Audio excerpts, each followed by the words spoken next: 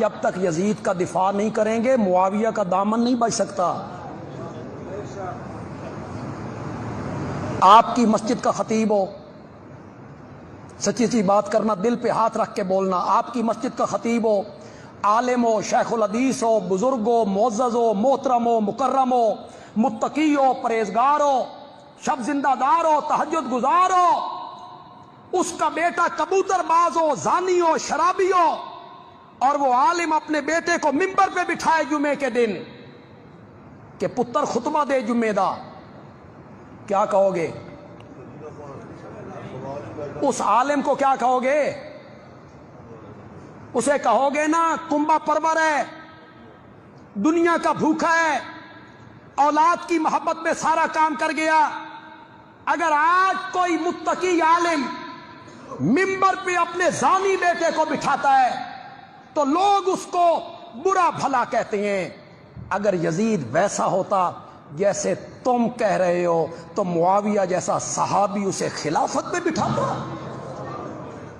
صحابی نے یہ کام کیوں کیا؟ ان کے لیے تو قرآن کہتا ہے اولئک ھم المتقون، اولئک ھم الصادقون، اولئک ھم الراشدون۔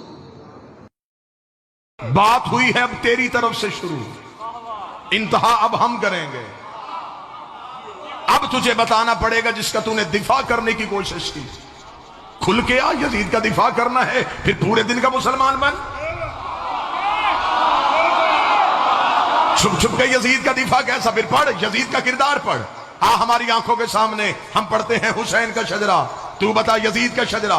حسین 3 شبان کو مدینے میں بطول کے گھر قرآن بن کے نازل ہوا۔ یزید شام اور حمص کے درمیانی علاقہ تدمر میں حاکم شام کے گھر عذاب بن کے نازل ہوا۔ یزید کو پیدا ہوتے ہی گھٹی شراب کی دی گئی، حسین نے پیدا ہوتے ہی رسول کی زبان چوسی۔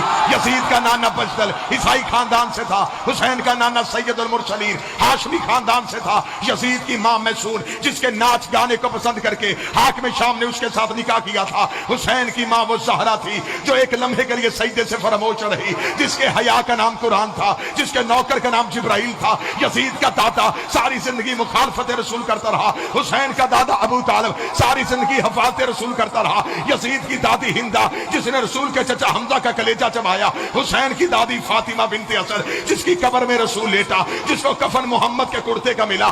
یزید کا ایک ہی بھائی تھا جو پاگل ہو کے مر گیا، حسین کا بھائی حسن مسند امامت کا تاجدار بن گیا۔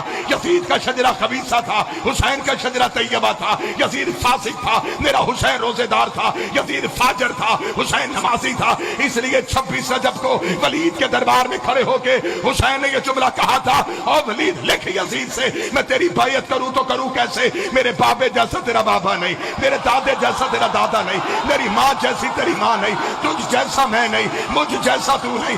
اپنے لاکھوں لے کے تو آ، اپنے 72 لے کے میں آتا ہوں، قیامت تک کے لیے ہر حلال زادے کو یہ کہنے پہ مجبور کروں گا، حسین